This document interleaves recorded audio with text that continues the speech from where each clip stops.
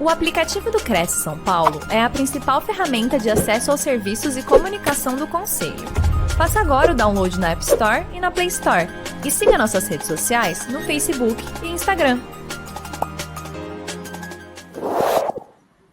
Olá, boa noite a todos. Bem-vindos a mais uma live produzida pelo Cresce São Paulo. O nosso convidado de hoje é o Nicolas Takamoto. Tudo bem, Nicolas? Seja bem-vindo novamente à TV Cresce. Tudo bom, Cris? E é uma boa Muito tarde, obrigada. né? E é uma honra fazer parte novamente, ainda mais sendo apresentado por você, né? Obrigada, Nicolas. Eu que agradeço aqui sua participação. Você é sempre carinhoso, sempre assim muito atento às necessidades dos corretores de imóveis. E hoje o tema que você vai falar, não que a gente vai falar, que você vai falar é o INSS, contribuições e benefícios, o panorama jurídico da aposentadoria do corretor, que é um tema realmente bem complicado, né, Nicolas? Bem complicado. É bem complicado. Muitas pessoas acham que não vão se aposentar, né? Sim. A grande falácia, né, do momento, mas dá certo. Se desenhar direitinho, dá certo. É isso aí. Nicolas, eu vou ler aqui seu currículo para os nossos internautas. O Nicolas é advogado, corretor e avaliador imobiliário, mestre em Direito Econômico, atua também como Master Coach empresarial e palestrante motivacional. É agente de gestão políticas públicas da Prefeitura Municipal de São Paulo e membro efetivo do Conselho Gestor da Secretaria da Saúde do município.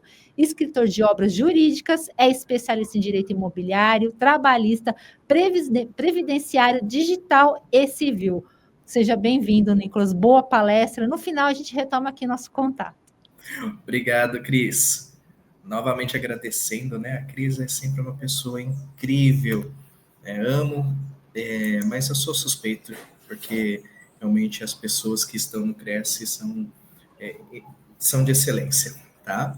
Mas a Cris, já desde o início, né, vem me acompanhando, acompanha meu trabalho, também acompanha o trabalho dela, então é sempre uma honra fazer parte. Juntamente com todo o corpo da presidência, né, também é uma honra, né, poder contribuir, principalmente para os corretores, já que nem que eu costumo dizer, né, tem muitas pessoas que estão corretores, né, mas eu amo ser corretor. Minha mãe é corretora de imóveis, eu trouxe minha família para corretagem de imóveis, né? Apesar de eu atuar como advogado, eu sou corretor de imóveis e visto a camisa da corretagem, né? Então, antes de iniciar a palestra, né, sempre que eu gosto de fazer, agradecer todo o corpo do Cresce, obviamente, né? E agradecer também a Deus por essa oportunidade novamente, né? Sem Ele nada seria possível. Vamos lá, gente. Então, vamos falar um pouquinho sobre algo que está muito em alta, né? Principalmente das últimas reformas, né?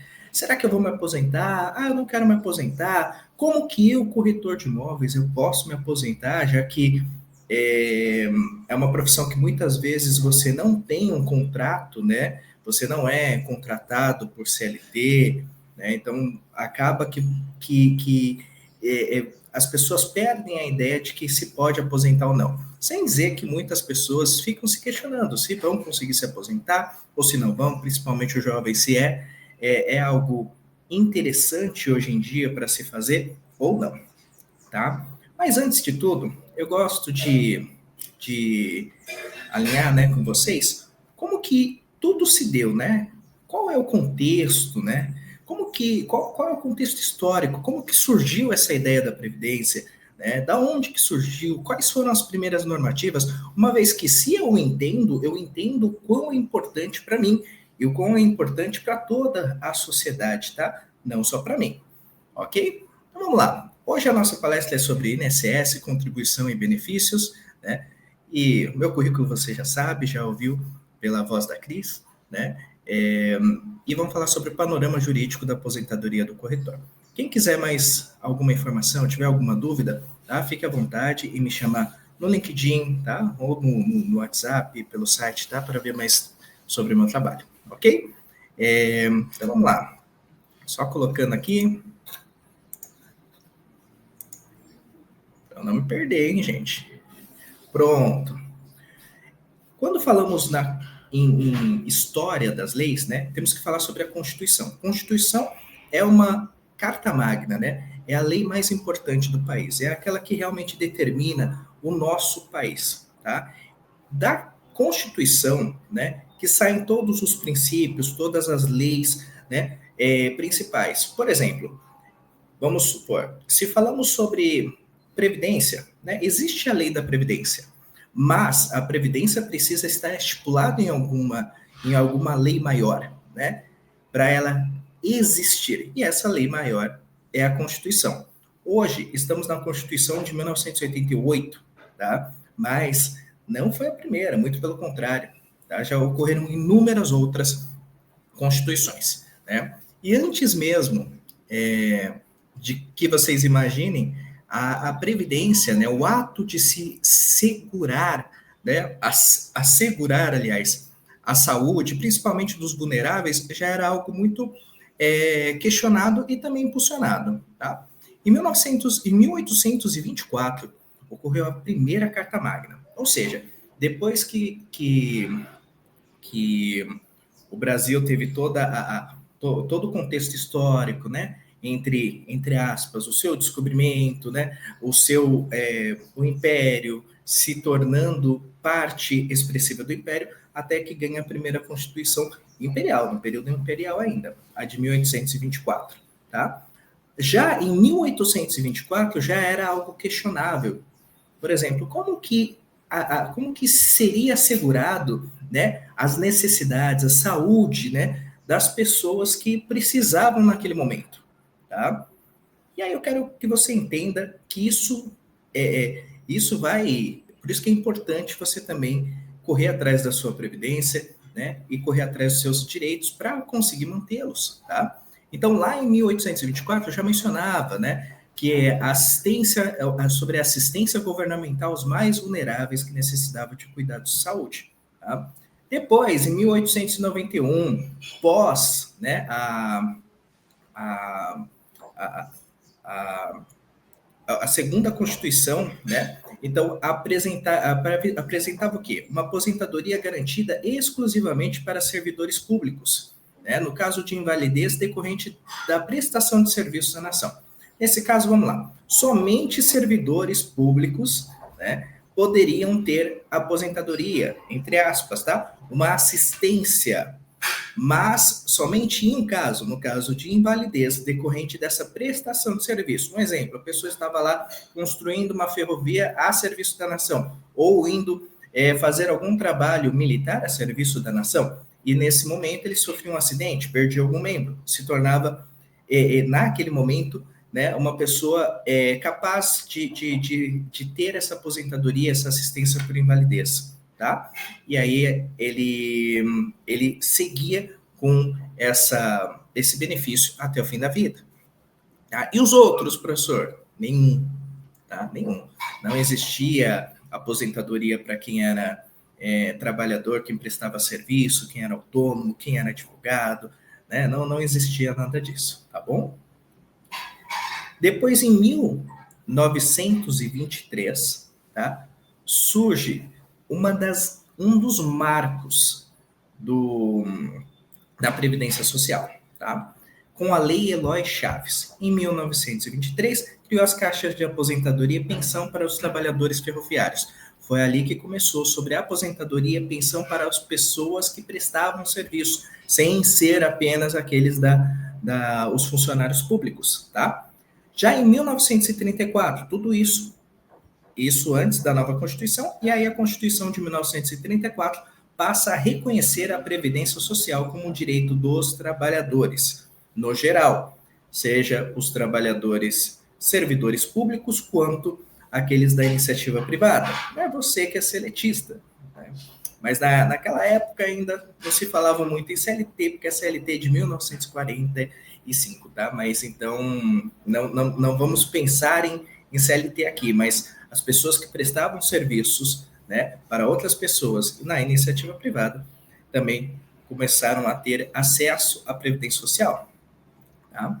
Depois, em 1937, né, se restringiu novamente a cobertura previdenciária para apenas algumas categorias de trabalhadores, principalmente servidores públicos. Ou seja, é um retrocesso. Por isso que eu coloco ali um target, tá em vermelhinho para vocês perceberem que isso foi um retrocesso perto do anterior. Tá?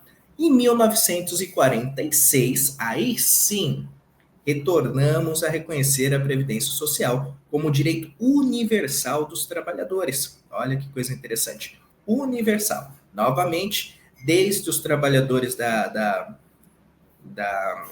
rede privada quanto os servidores públicos podiam utilizar da Previdência Social. Lembrando que a Previdência Social é extremamente importante para assegurar os seus direitos sociais. Tá? E, claro, garantir um princípio importantíssimo, né, constitucional, que é a dignidade da pessoa humana. Ok? Vamos para o próximo. Aí já em 1960, né, é criada a Lei Orgânica da Previdência Social, ou seja, a primeira lei, né, que unificou a legislação dos antigos institutos de aposentadorias e pensão no Brasil, e aí se unificou em uma lei, a mesma coisa que, um exemplo, a consolidação da lei do trabalho, tá? Ou das leis trabalhistas. Nesse caso também, é uma consolidação, uma unificação de várias leis que já existiam, se agrupou para ficar mais fácil. E aí essa lei 3.807 de 60 foi a primeira lei que unificou e consolidou a Previdência. Tá? Aí depois houveram as constituições de 1967 e 1969. 1967 estabeleceu o modelo tripartite de financiamento da Previdência Social. Ou seja, tanto trabalhadores haveriam de contribuir, quanto empresas haveriam de contribuir, quanto o governo haveria de contribuir, tá? Todas conforme a sua porcentagem, ok? E é o que perdura até hoje. Então, desde 1967, é da mesma forma, tá? 1969 não teve uma mudança significativa em relação à Previdência. E aí vem a grande e a nossa mais famosa e humanitária Constituição, a de 1988. Tá? Também a mais recente, a que está em vigor nesse momento, e que se você tem alguma dúvida como que é a Previdência, né, ou se todo mundo realmente tem direito, no que se tem direito, está descrito ali. Mas é importante salientar que muitas vezes as pessoas confundem previdência com assistência, previdência com saúde, né? Que faz parte de um bolo maior, que é a Seguridade Social, para vocês entenderem, tá? A Seguridade Social está contida na Constituição. Lembra que eu falei para vocês? A lei maior, ela define, né, características da nossa sociedade, né, do nosso país. Por exemplo, é uma república democrática de direito, né? Então, ela define o que somos, né? Como devemos ser em relação aos direitos fundamentais, aos princípios fundamentais. Então, por exemplo, a dignidade da pessoa humana está ali, né? O mínimo existencial, né? Quando falamos também sobre função social da propriedade, tudo isso está contida em artigos constitucionais, né? O direito à vida, o direito à saúde, né? O direito à liberdade religiosa, todos esses direitos fundamentais, que muitas vezes são cláusulas pétreas, ou seja, imutáveis, tá? Estão contidas na Constituição Federal. Constituição Federal fica lá em cima. Aí, para definir, por exemplo, na Constituição Federal está lá, Seguridade Social, define o que é uma Previdência Social, mas como que essa Previdência vai se determinar? Quais a idade? Como que eu vou me aposentar? Quais os tipos de aposentadoria? Como que é o tipo de recolhimento? Tudo isso vem numa lei abaixo, tá, da Constituição, que especifica minuciosamente, ponto a ponto. Tá? Só para vocês entenderem que não é de uma hora para outra que a Previdência surgiu. Né? Muito pelo contrário, ela passou por um desenvolvimento, um aprimoramento e, claro, foram muitas batalhas, né, da própria população para conseguir conquistar esse direito.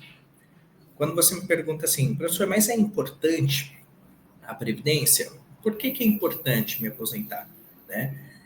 Na realidade, a Previdência ela tem a característica de subsistência, ou seja, na realidade, ela garante uma, uma vida digna, né? Principalmente para aqueles que contribuíram, tá? Mas, professor, e se eu nunca contribuir? A Seguridade Social garante isso, tá? De que uma forma você tenha uma vivência digna, tá? Você tenha uma dignidade em relação à sua própria vivência. E quais são os pilares da Seguridade Social? Tá? Só para vocês entenderem, Seguridade Social é composta de 3 pilares que muitas vezes as pessoas confundem isso. Então, preste bem atenção. Primeiro, saúde. Saúde é um direito universal, independente de contribuição, ou SUS. Se eu pago ou não pago uma previdência, se eu pago ou não pago, seja algum imposto, né, um imposto de renda, eu tenho direito ao SUS, simplesmente por ser cidadão. Entendem isso? Então, é entender que saúde é direito universal. Ah, mas e quem não é do Brasil? Não importa. O SUS, ele é um sistema único de saúde. Ele atende todos os que estão precisando dentro do Brasil, tá? Então, direito universal da saúde. A assistência social é o direito que independe da contribuição, mas é apenas para quem realmente necessita.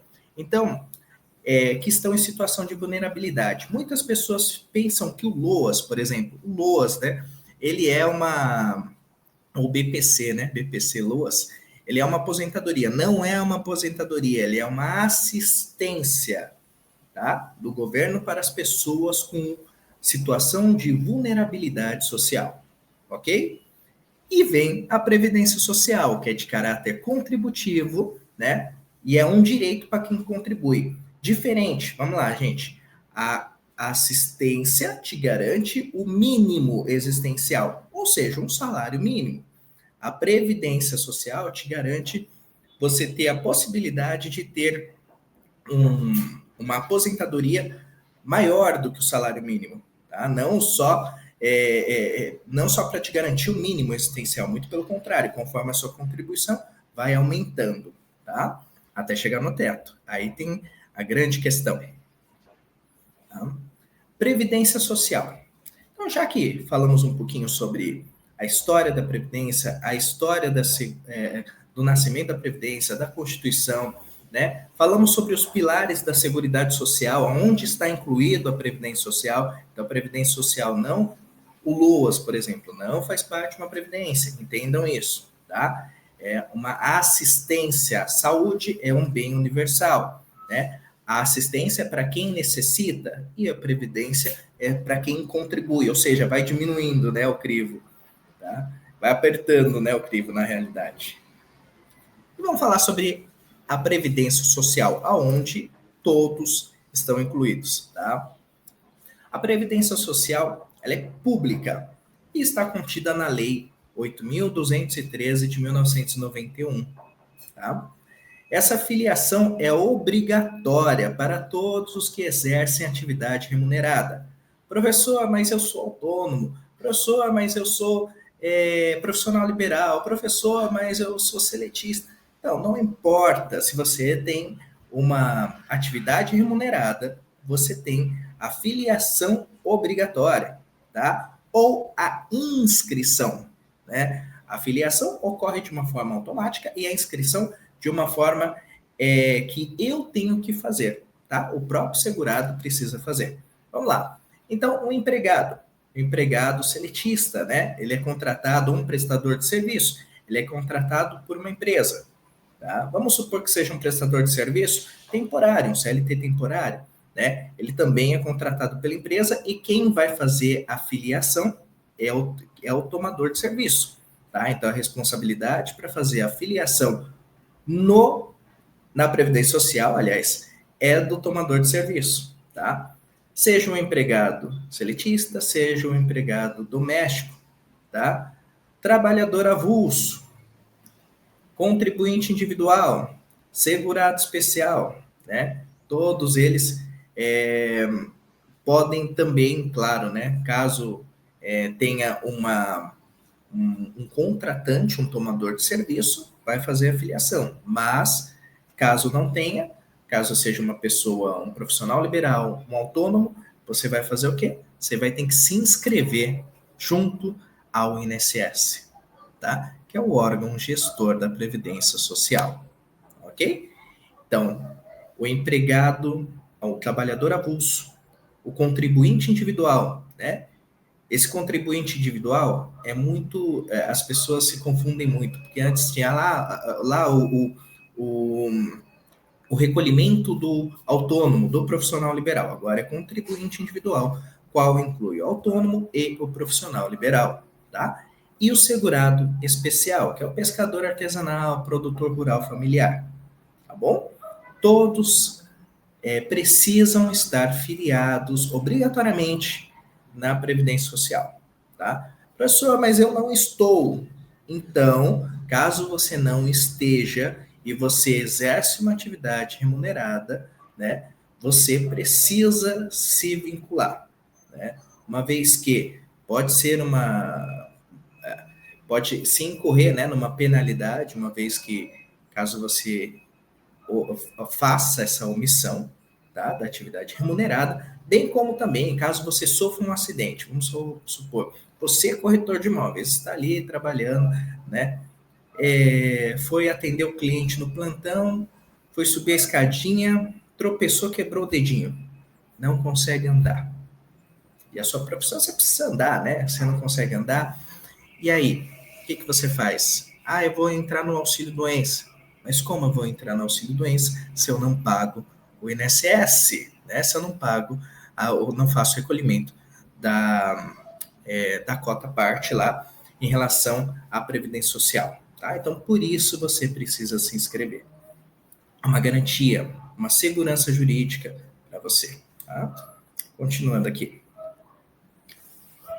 Dentro da Previdência, existem 2 regimes, tá? O regime geral da Previdência Social, onde os corretores estão incluídos, né? Que é essa filiação, inscrição obrigatória, tá? Assegura o quê? Ao trabalhador e seus dependentes de direitos da Previdência Social, tá? Garantindo meios de subsistência em caso de incapacidade, desemprego, idade avançada, tempo de serviço, encargos familiares ou morte, né? Então, nesse caso, o regime geral, que é o comum, tá? Ele garante todos esses pontos que eu falei para vocês. Então, olha como que é necessário você estar. Muitas vezes as pessoas falam assim, mas eu vou ganhar pouco, mas não sei, eu não quero, nem sei se eu vou conseguir me aposentar. Claro que consegue se aposentar, né? Muitas vezes falta um planejamento previdenciário para isso, mas depois a gente conversa mais um pouquinho para o final, tá? Mas, então, claro que você consegue. E outra coisa, né? Todos esses pontos serão subsidiados, né, pela própria Previdência, em relação ao regime geral da Previdência Social. Quem é o gestor disso tudo? É o INSS, o Instituto Nacional do Seguro Social. Muitas vezes o pessoal confunde, né? Previdência Social, regime de previdência, instituto. INSS. O INSS é o gestor, tá? Previdência é algo maior do que o seu gestor, tá bom? É quem administra.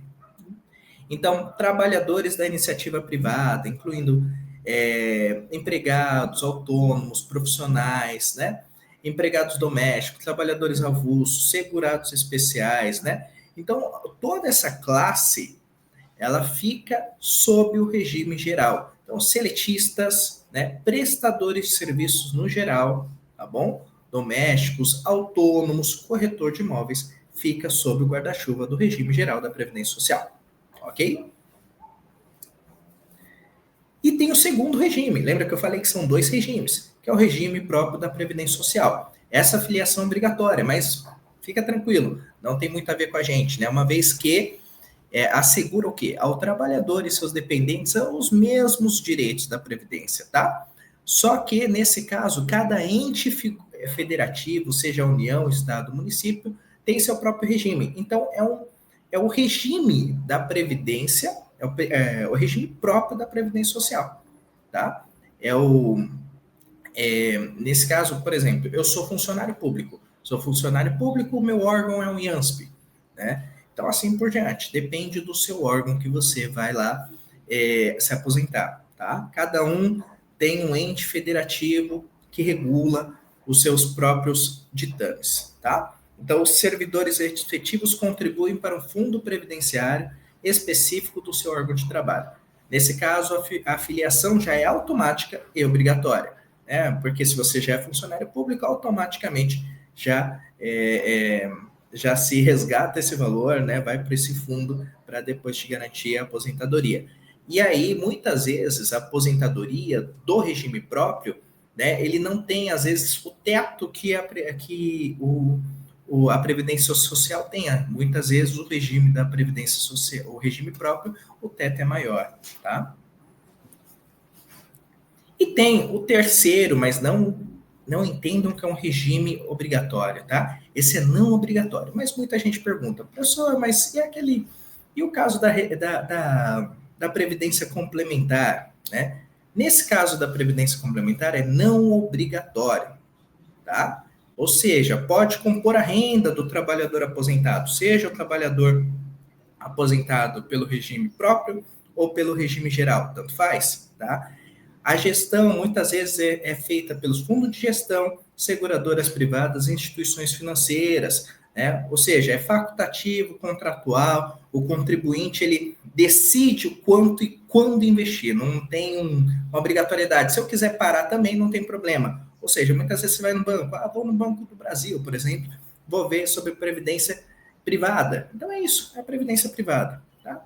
O regime de previdência complementar não é obrigatório, às vezes é bom para você contribuir a mais e conseguir ganhar um valor extra, tá? Quem consegue lidar bem com sistema financeiro, investimentos, às vezes o valor que investiria numa previdência privada pode investir em algo que possa dar um retorno maior, tá? Mas, caso você não tenha essa expertise, faça a previdência privada, né? Que aí você consegue complementar a sua renda futuramente, tá? Lembrando aqui que a última reforma, né, da Previdência foi feita em novembro de 2023, tá bom? Então vamos falar aqui como corretor de imóvel especificamente. Se você está ouvindo a palestra até agora, você já entendeu o que é Previdência, né? Da onde surgiu, como surgiu, quais foram cada constituição, o que falou um pouquinho da Previdência, que isso foi agregando direitos, até chegar de 88. A de 88 garantiu a Previdência à Seguridade, aliás, a Seguridade tem 3 pilares, saúde, assistência e previdência social, certo? Previdência social é a base da contribuição, né? Ou seja, o valor que teremos de aposentadoria como retorno, mas também garantindo alguns direitos, como invalidez, né? Idade avançada e todos mais, né? E isso, o corretor de imóveis faz parte, né, do regime geral de previdência social, ok? Então, vocês viram, não é tão complicado assim, né? Se você conseguir entender de onde vem, para onde vai, como que é feito, você entende o porquê que você precisa fazer e quais são os seus direitos, tá? Como corretor de imóveis, o corretor de imóveis, ele pode ser PJ, né? Ter o seu CNPJ, ser uma pessoa jurídica, ou ser uma pessoa física, tá? Como trabalhar, aliás, como pessoa física, todos são pessoas físicas, tá? Só para vocês entenderem, mas pode trabalhar como um corretor autônomo, pessoa física, tá? No caso de pessoa física, ele pode ser autônomo ou contratado por uma empresa, ok? Pessoa física, ele pode ser autônomo ou um trabalhador seletista, contratado por uma empresa. Inúmeras empresas do ramo imobiliário hoje trabalham com o seu corretor seletista. Só que, em contrapartida, a comissão é bem menor, tá? Mas o autônomo, você tem a sua comissão garantida, tudo mesmo que tenha uma oscilação, né, em termos de ganhos financeiros, em termos de remuneração, ok? No caso de você ser autônomo, tá? Porque lembra, se for CLT, a empresa tomadora de serviço faz o recolhimento. Pronto, acabou. Você vai ganhar um salário, seja o salário normalmente maior do que o mínimo, ou com base no mínimo, né? E sendo o mínimo, ele vai fazer o recolhimento do mínimo, um pouquinho mais, né? O que ele tiver disposto a pagar, mais as suas comissões, caso também você ganhe no mês, e você vai fazer vai ter essa contribuição, esse recolhimento feito pelo tomador de serviço. Então, você que é seletista, não precisa se preocupar, né, que vai somando, que esse tempo vai somando nas suas contribuições para a sua aposentadoria futura, ok? Mas a maior dúvida, claro, é o maior número de corretores de imóveis, que é o autônomo. O autônomo. Eu, por exemplo, sou autônomo na corretagem imobiliária, tá? E como que acontece isso? Então, para autônomo, você precisa fazer um recolhimento por si só. Lembre-se, você vai ter que fazer a sua própria inscrição, né? É responsabilidade sua fazer isso, né? Fazer a sua própria inscrição e fazer os seus próprios recolhimentos. Claro que tudo isso você pode contar com contabilidades específicas, né? Você pode contar também com uma advocacia te direcionando, né, sobre isso, mas vamos supor, eu não tenho como fazer isso nesse momento, então eu posso fazer meu recolhimento. O meu recolhimento eu posso fazer de duas formas. Recolhimento com código 1007, né, que a vantagem desse código é fazer a complementação, tá? E até pagar eventualmente os atrasados. Então, por exemplo, atrasei um mês, 2 meses, 3 meses, eu posso eventualmente fazer, né, a complementação, pagar esses atrasados, tá? E qual é o valor? Muita gente se pergunta, né? O valor, existem 2 valores, que é 20% do salário mínimo nacional, tá? Ou no máximo 20% do teto máximo do INSS, tá bom? 20% do mínimo ou 20% do teto máximo. Mas, professor, eu tô aqui, eu ganhei mais do que o teto, ganhei 10 mil, ganhei 12, ganhei 15. Faça o teto. Tudo que você colocar a mais não vai mudar. Nossa, professor, que pedrada. Pois é, tá? Então, você não adianta você fazer um recolhimento acima do teto, porque o teto é o máximo que você vai chegar. Tudo bem? Se você fizer acima do teto, é um valor que vai estar ali. E aí, claro, a Previdência e o INSS não vão falar para você, não vou receber. Claro que eles recebem, tá? E aí, eventualmente, você pode pedir a restituição do valor que foi dado a mais. Mas, assim, é muita dor de cabeça. Só faça isso de pagar até o máximo, né? Que é 20% do teto ou 20% do salário mínimo. Tá bom? Professor, mas eu estou começando agora, não sei, não consigo, não estou conseguindo pagar 20% do salário mínimo. Não tem problema. Você pode pagar pelo código 1163, né? O que é esse código? Esse código te garante 11% do salário mínimo, tá? Ou seja, você vai fazer, claro, né? Esse código serve também apenas para as pessoas, tá?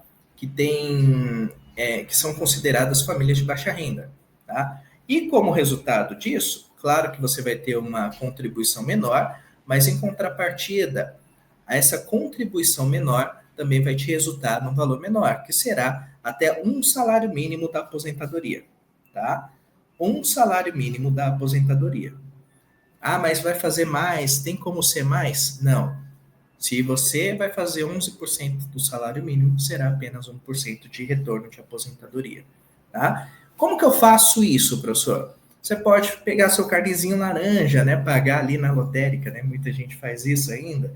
Mas, obviamente, também que você pode fazer pela guia do INSS gerando através do site, tá?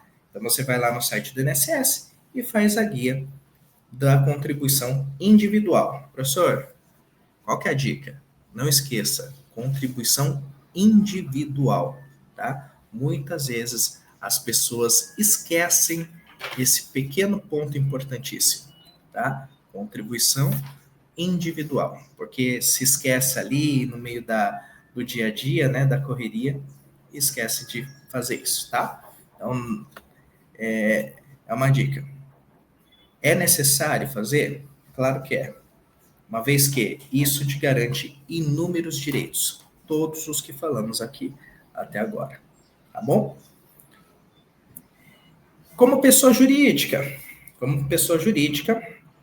eu posso ter um CNPJ, tá? Não posso ser um CNPJ só, né? Posso ter um CNPJ e ter uma redução tributária. Como assim, professor? Uma redução tributária. Quando falamos aqui em exemplos, deixa eu só voltar aqui, é isso mesmo. Quando falamos aqui em exemplos, tá? Uma pessoa física, só você somar, tá? Vai ter uma tabela de R progressiva de 15% a 27%, tributo municipal, né? INSS 11%, né? A gente falou, né? Recolhimento de 11% ou 20%, soma tudo isso, quanto que dá, tá? Se for um PJ, pode ser Simples Nacional, que é 6%, né? Daria aí o equivalente de 6% a 17,42%, ou seja, muito menor. Tá? Isso já considerando todos os tributos acima, ok?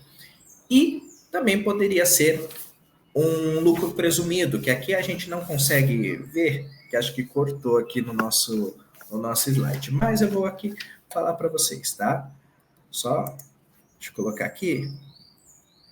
Seria 16,33%, né? Já incluiria o PIS, COFINS, IR, CSLL e ISS, tá? Ou seja, todos os impostos também com valor muito menor do que você somar. Soma 15 mais 5, 30 mais 20, 50, né? 50 versus aí 16, 20%, né? Então, uma diferença significativa. Professor, como que eu faço isso? Hoje eu estou pagando muito imposto em relação à carga tributária, né? Estou pagando uma carga tributária muito alta. Também precisa de um planejamento. Então, por isso que falamos o quê? Que o planejamento previdenciário, muitas vezes, do corretor de imóveis, tá? O corretor de imóveis, normalmente, ele é autônomo e, inúmeras vezes, tem uma renda oscilante, mas uma renda que pode ser uma renda alta, tá? Então, é importante ter um planejamento previdenciário prévio, assim como um planejamento tributário também prévio. Importantíssimo. Tá? E depois, se tiver alguma dúvida, pode chamar lá, né, nos contatos e você pode tirar qualquer dúvida que seja sobre isso. Tá? Será que isso é para mim ou não? Tá? Mas eu vou falar um pouquinho mais nos últimos slides. Então, a aposentadoria do autônomo segue as regras, a regra da Previdência Geral, tá? Lembrando que, professor, eu quero me aposentar um pouco antes. Eu tive uma atividade ali que era radioativa, insalubre, né? Antes de ser corretor de imóveis. Eu posso pedir eu posso reduzir, né? Ou posso somar a minha atividade anterior, mesmo sendo autônomo? Pode, não tem problema, tá? A contribuição, se você era seletista antes e depois se tornou autônomo, ela vai somando. Eu era funcionário público e me tornei autônomo.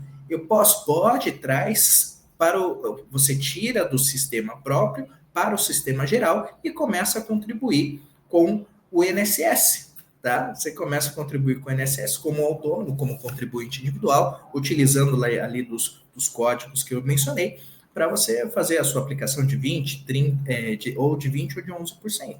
Tá bom? Então, tudo isso não tem problema, você vai somando para que no final você tenha a sua aposentadoria. Não é porque eu estava no próprio que eu não posso ter no regime geral, não, nada disso, tá? A possibilidade de complementação, tá? Ou seja, vamos supor que esse mês você não recebeu um salário, você não recebeu nada. Corretor de imóveis acontece isso. Um mês você recebe 10 mil, por exemplo, por uma venda, e no outro mês não recebe nada, só vai receber daqui 2 meses. Esses 2 meses, né, você pode pagar o mínimo, ou mesmo se não conseguir chegar no mínimo, você pode complementar em caso que não dê o valor da equivalência do recolhimento de um salário, da porcentagem de um salário mínimo, tá? De 11% ou daquele 20%, tá bom? Quando feito menor pelo empregador, importante isso, o empregado precisa complementar em caso de ser prestador de serviço, tá? É prestador de serviço, precisa fazer a complementação, tá bom? Idade mínima. Homem, 65 anos, 20 anos de contribuição. Mulher, 62 anos, 15 anos de contribuição, tá bom? O valor será sempre calculado com base na média de todo o histórico de contribuição do trabalhador, tá? Uma dica importante aqui do professor. Chegou na idade, parou, tá? Não fica fazendo mais contribuição. Ah, mas eu só faça se você for obrigado, se você for um empresário, ter CNPJ, aí é outra história, mas assim, se você não, se você chegou na idade já para se aposentar e já quer se aposentar, parou, tá bom? Porque não adianta, não vai somatizar mais, né? Só se você fizer um longo período lá ali de contribuição, né? Para fazer uma grande mudança. Lembrando que é a média de todo o histórico de contribuição, tá bom?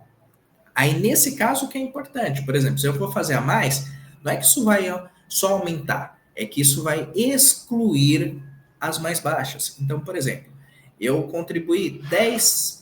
fiz 10 contribuições a mais. Então, eu posso tirar 10 contribuições que eu tive com valor menor, tá? E aí, assim, você exclui aumentando levemente o valor total, tá bom? Outra situação também que gera muita dúvida, né? Revisão.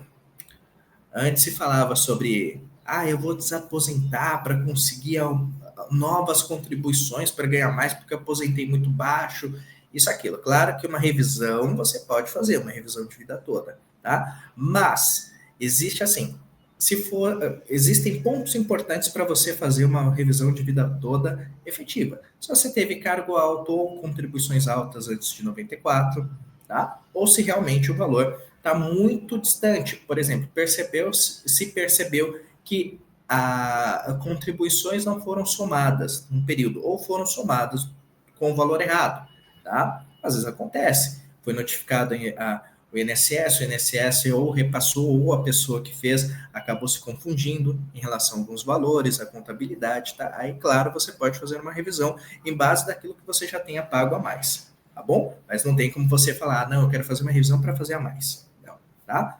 LOAS. LOAS é mais de 65 anos e sem meios de subsistência, ou seja, a pessoa que tem total necessidade, tá?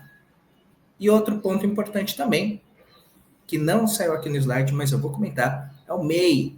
O MEI, muita gente fala assim, mas se eu ser MEI, eu posso somar em relação à minha contribuição, porque minha contribuição é baixa, né? Eu posso somar? MEI, não pode somar, tá?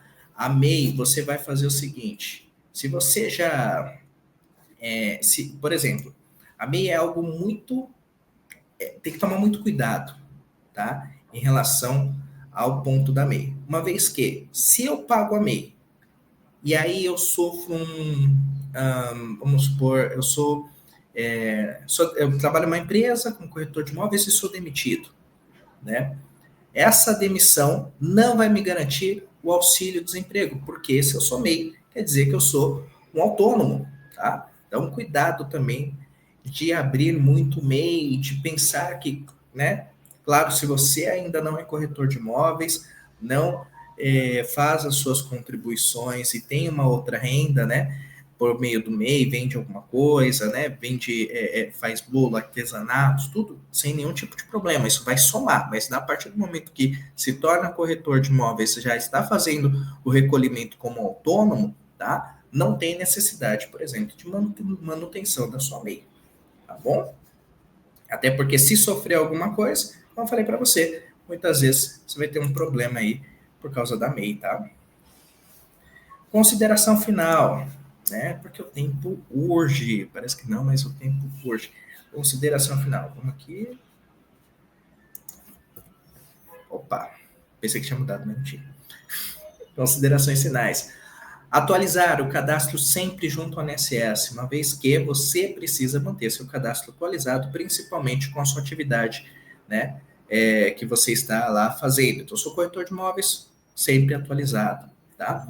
Contribuição federal deve sempre antecipar. Por exemplo, caiu no final de semana, caiu num sábado, vai cair no feriado, antecipa. Não Não é que nem boleto bancário, tá? É contribuição federal, INSS, o seu recolhimento é contribuição federal, se antecipa, não é para deixar para o próximo dia, tá? Aposentadoria, aposentado por invalidez, não pode trabalhar. Muitas vezes eu escuto isso. Eu sou aposentado por invalidez, doutor. Eu posso ser corretor de imóveis? Você é aposentado por invalidez, né? Entendeu já, né? Não, né? Não pode trabalhar, tá? Auxílio-doença entra como tempo de contribuição? Sim. Me pergunto muito, doutor, auxílio-doença vai contar? Vai, conta, não se preocupe. Ficou 3 meses, 6 meses, 1 ano de auxílio-doença, está contando sim, não vai te prejudicar na sua contagem, tá bom? Vamos aqui mais um pouquinho. Corretor de imóveis, agora falando um pouquinho mais sobre o planejamento, tá? A importância do planejamento previdenciário, né, é para você saber, por exemplo, valores. Como que eu vou trabalhar? Já que hoje em dia não tem como fazer a revisão de uma aposentadoria para conseguir a mais. Assim, não há como antigamente você fazia. Você poderia desaposentar, fazer novas contribuições, aumentar e aí aposentar, né? Ou antes dessa lei agora, né? Lá na década de 90, você pegava os 20 maiores salários que você, 20% dos maiores salários que você tinha, e ali você conseguia a sua margem de aposentadoria. Hoje em dia não, hoje em dia é o tempo todo, do início ao fim. Se você lá no início começou com salário mínimo e hoje em dia mudou, né? Claro que existem, por exemplo, casos de transição, né? O famoso pedágio, pontos, tudo. Mas tudo isso precisa ser verificado para cada pessoa.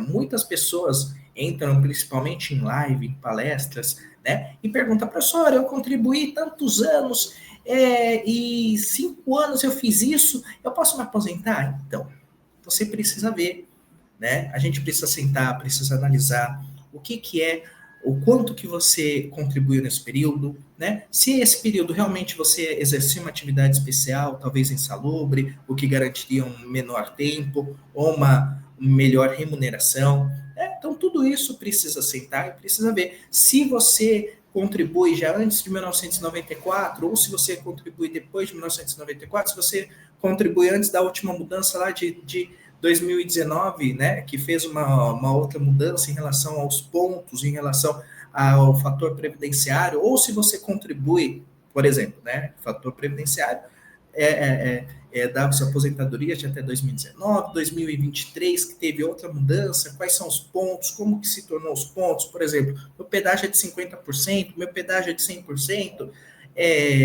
os pontos lá, 90, 100, precisamos sentar e ver isso. E você só consegue ver por meio de um planejamento previdenciário. Não adianta você ir lá no site da Previdência e verificar, uma vez que lá é muito genérico, tá? Às vezes o que está lá está até faltando, se você não perceber algumas contribuições. Já tive clientes que foi verificar que, como era uma pessoa que já trabalhava há muito tempo antes da digitalização, percebeu-se ali que na carteira tinha, né, graças a Deus tinha na carteira, mas lá na contribuição do site não tinha há alguns anos, entendeu? Então isso poderia modificar, poderia prejudicar o cliente. Então precisa sim, se você quer ter uma ideia de como vai ser, né, ou como que eu posso aumentar, poxa vida, nossa, metade da minha vida eu fiz a contribuição no mínimo, ou ganhei um salário muito baixo, será que eu consigo alcançar o teto?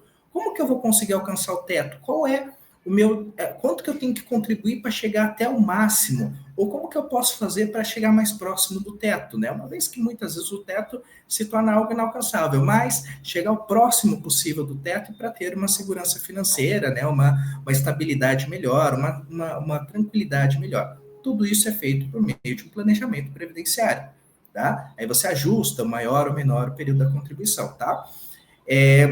Caso de transição também é visto num planejamento previdenciário, né? E cada um precisa ser visto de uma forma unitária, né? De algo mais criteriosa, né? De uma maneira mais criteriosa, porque cada um tem uma história de contribuição anterior. Eu tenho uma história de contribuição, você que está assistindo tem uma história diferente, tá? Trabalhamos em empresas diferentes, de maneiras diferentes, às vezes vivemos períodos diferentes de desemprego ou mesmo períodos de doença ou de afastamentos, né? Então, será que isso conta? Como que isso vai contar? Como que isso vai prejudicar? Então, tudo isso é visto num planejamento previdenciário. Por isso que eu digo a importância do planejamento previdenciário, tá? E só não vou deixar o obrigado, porque o obrigado, quando eu fui colocar aqui, ele ficou fora de ordem, tá? Mas entendam que, se vocês precisarem tirar alguma dúvida, fiquem à vontade, tá? Agradeço demais essa oportunidade. Aqui os contatos embaixo, aqui, ó. Eu amo o pessoal do Cresce, que é muito rápido. Já falei, já apareceu todos os contatos. Tem alguma dúvida? Pode me chamar, entendeu? Eu quero saber um pouquinho mais sobre planejamento previdenciário. Vamos sentar, conversar. Planejamento tributário, estou pagando muito tributo, né? Vamos conversar também, tá bom? E se tiver dúvida também, como trabalhar na área imobiliária, né? Isso é uma grande dúvida, assim, eu quero entrar, será que vale a pena? Eu amo, tá? Super vale a pena, né? Eu só como que faz para trabalhar com você? Me chama aqui, tá bom? Fiquem à vontade, tá bom? Quem vai falar comigo agora é a Cris, que vai tomar toda a atenção desse lugar, né? E aqui, falei, chegou, já tirou o slide, já tira toda a atenção, né? Já toma toda a atenção. Agora eu tô com áudio, Nicolas. Eu estava sem o áudio. Imagina, né? Sou eu mesma, né? Confusa. Ô, Nicolas, deixa eu te perguntar uma coisa. Eu estava vendo aqui sua palestra e aí eu estou com duas dúvidas. A primeira dela é o seguinte: um profissional que trabalha numa empresa privada ou pública, vamos pegar o exemplo da privada, que é mais simples, que tem assim o desconto feito mensalmente no INSS, é registrado em carteira. É um processo mais fácil de se conseguir a aposentadoria do que um profissional autônomo, mesmo que esse profissional autônomo já contribua com o INSS, sempre contribuiu. Você acha que esse processo da aposentadoria é um processo menos complicado ou não? Hoje em dia, né, depois da reforma lá de novembro de 2023, está todo mundo na mesma. O critério é um só, né? O critério da contribuição, né? E da idade. Lembrando que cada um tem uma contribuição diferente conforme a sua, por exemplo, a pessoa é radiologista, ela vai ter uma contribuição menor, um tempo menor, né? Mesmo ela sendo autônomo ou seletista, tá? Vou colocar aqui seletista para ser mais fácil de entender. Já o corretor de imóveis, se ele é autônomo ou se ele é seletista, tanto faz, só precisa contribuir. E o que eu sempre gosto de falar, você chegou na idade, chegou no tempo de contribuição, já acaba com isso, entendeu? Faça o máximo possível para se aposentar. Hoje é muito mais rápido para se aposentar, porque com a digitalização fica mais tranquilo, né? Mas é bom, por exemplo, ver com o advogado, para ver se realmente todas as contribuições estão lá certinhas, se o cálculo está correto, né? Do início ao fim, ou se de repente eu estou chegando lá, vamos supor, falta 10 anos, eu quero aumentar minha contribuição, não quero me aposentar com o mínimo, quero aposentar perto do máximo. Perto do máximo. Como que eu posso fazer para chegar mais perto do teto, né? Isso independe do autônomo ou do seletista, mas, né, o seletista, nesse caso, ele vai ter uma dificuldade maior para complementação. Olha aí que coisa, né? Sendo o autônomo mais simples. Então, se quem quiser fazer um planejamento previdenciário e querer trabalhar com isso para aumentar, o trabalhador seletista vai ter um pouquinho mais de dificuldade para fazer isso, porque ele tem que fazer outros tipos de complementações do que o autônomo, que já a gente consegue trabalhar e fazer a partir desse mês, no mês que vem a gente consegue trabalhar isso. Resolver mais rápido. Interessante. Ô, Nicolas, eu estava vendo você falar sobre a complementação com a previdência privada. Eu queria a sua opinião profissional. Realmente é um bom negócio a previdência privada ou não? É uma coisa meio... Vamos lá. Duvidosa. Minha opinião pessoal e profissional. Tá? Nesse caso, se você é corretor, vamos supor, corretor de imóveis, tá? E já bateu no teto. Então, já bati no teto. Estou ali no teto, porque eu ganho 11 mil, 12 mil por mês. Eu estou lá batendo no teto todo mês E o meu teto é menos do que isso. O teto do Tá. INSS é menos do que isso, tá? Então, eu já estou acima do teto. Eu quero complementar para chegar ao valor que eu tenho, esses 12 mil.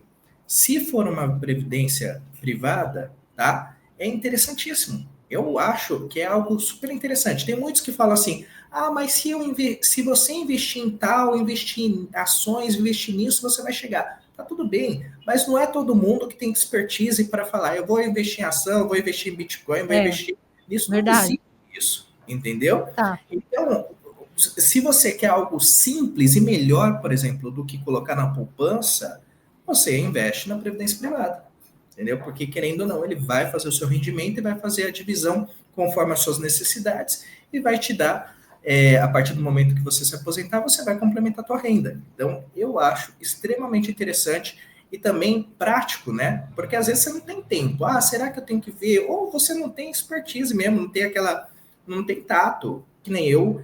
Às vezes eu vejo uma ação, vejo aqueles gráficos de ação, até eu entender o que é, tem gente do lado que em 2 segundos já pegou, já viu.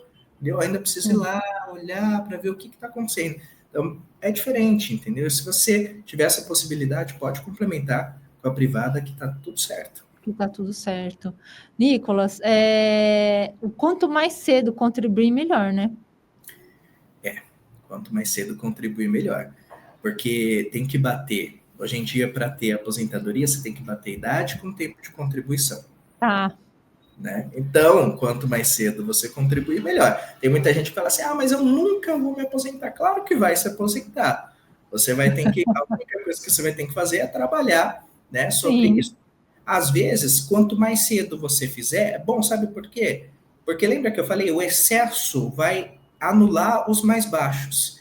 Então, vamos supor que quando você chegar na idade de 65 anos, 62 anos, quando você chegar no nível, no tempo de contribuição que já foi o tempo necessário, ele começa a fazer a exclusão daqueles que são mais baixos, tornando a sua aposentadoria mais alta, entendeu? Mais alta. Tem essa possibilidade também, não é ruim. Você vai quanto antes, melhor, porque vai que tem algum percalço no meio do caminho, né? Vire autônomo, esqueça de contribuir algumas vezes, mas existe a possibilidade de contribuir os atrasados, né? Mas, claro, cada um tem que entender, porque, por exemplo, para você fazer os atrasados, muitas vezes você paga multa. Então, tem que entender se vale a pena, se você tem tempo ainda, então talvez não seria a ideia. Se tem dinheiro também, né? Se tem um dinheiro, entendeu? Então, tem que... Por isso que complicado. É interessante, você senta, vê se realmente o que você quer do futuro e consegue desenhar algo seguro para o seu futuro, entendeu? É isso aí, Nicolas. Queria agradecer sua participação novamente aqui na nossa TV. Muito obrigada. Você sempre assim com temas incríveis e maravilhosos. Esse tema da aposentadoria é um tema que realmente eu falei, é um tema difícil, complicado. Tem que ser analisado caso a caso, que nem você falou, né? Tem gente que já está pronto para aposentar e tem gente ainda que vai ter que caminhar um pouco. Eu acho que é o meu caso aqui. Não, sabe o que é o pior disso? Às vezes eu pego pessoas, eu analiso e vejo que a pessoa já passou da aposentadoria, entendeu? A pessoa ainda acha que não, já passou da aposentadoria, já passou o tempo, já dá vontade de falar para a pessoa, se você quiser, você sai daqui, já vamos pedir aposentadoria agora, entendeu? Porque às vezes a realidade da pessoa, né, às vezes ela quer chegar no teto máximo, mas ela já tem contribuições suficientes para pegar 70%, 80%, 60% do teto, que já é o suficiente para ela. Já é o suficiente, de repente ela tem uma previdência privada. Bom, o 100%, né, Nicolas? Mas não é possível. Mas às vezes, se você tem uma previdência privada para conseguir... Privada, sim. Você complementa, fica tudo certo. Então, tudo é uma questão de análise. Mas a parte, assim, professor, né, doutor, como que eu faço para aposentar? Isso daqui, essa palestra de hoje foi tudo ponto. Primeiro, qual é a importância, como que você faz, aonde você vai, o que você busca, qual o seu recolhimento. Se eu recolho tanto, eu vou ganhar tanto, se eu recolho menos, eu vou ganhar menos, e assim por diante, entendeu? É uma base para você entender realmente como que funciona a aposentadoria. Aí, se quiser mais, se quiser fazer um alinhamento futuro para saber o quanto que eu vou fazer isso para o futuro, o quanto que eu vou ganhar no futuro, ou quero ganhar mais, aí claro que cabe, né, a um planejamento previdenciário mesmo. Com certeza. E uma análise jurídica aí sua, né? Tá aí os seus contatos, os corretores de imóveis que se interessarem, é só entrar em contato com você. Perfeito. Cris, novamente, obrigado pela oportunidade. Obrigada a você. Obrigado também na pessoa, você como representante do CRES, né, da presidência, de todo mundo, até mesmo das pessoas que trabalham na parte de audiovisual, que também são sempre incríveis, né, transformando toda essa experiência única. E lembrem, gente, façam o que a Cris vai falar no final, assistam às palestras, né, complemente o seu ensinamento, o seu conhecimento, porque conhecimento é algo que, primeiro, você nunca vai perder. Com certeza. E segundo, é algo que vai sempre te enriquecer, né? Se você tem conhecimento, você sabe o que fazer. Que, né, a partir do momento que você assistiu essa palestra, você sai mais munido para pensar em aposentadoria. Como assim, outras palestras que vêm, você sai mais munido para pensar mais na sua própria profissão. É isso aí. Muito obrigada, viu, Nicolas? Obrigada a todos, gente. Até mais. Obrigado. Você também. Tchau, tchau. Tchau, tchau.